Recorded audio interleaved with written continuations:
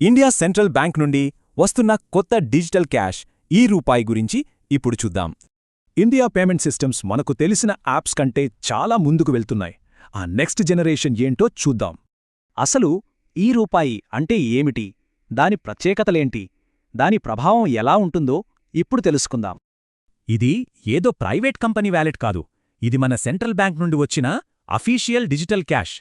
ఈ-రూపాయి కేవలం మరో payment option కాదు, ఇది పనిచేసే విధానమే పూర్తిగా వేరు.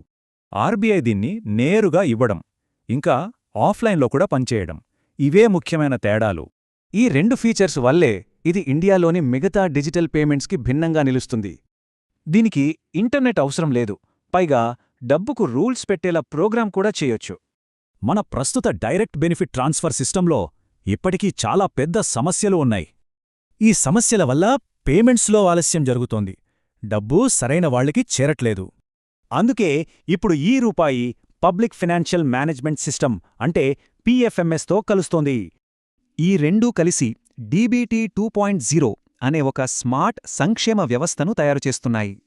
ఇలా చేయడం వల్ల డబ్బు ఎవరికి, ఎందుకోసం ఇచ్చారో సరిగ్గా దానికే ఉపయోగపడుతుంది. ఇది చాలా పవర్ఫుల్ టెక్నాలజీనే అయినా కొన్ని ముఖ్యమైన ప్రశ్నలు కూడా తలెత్తుతున్నాయి.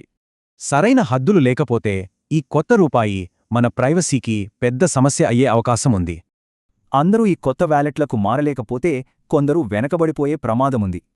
సమస్యలున్నా సరే ఈ-రూపాయి ఇప్పుడు ప్రయోగం దశ నుండి వాస్తవ రూపం దాలుస్తోంది. పైలట్ ప్రాజెక్ట్లోనే భారీగా వాడకం పెరిగింది. ఇది ఎంత వేగంగా ముందుకెళ్తుందో చూపిస్తుంది.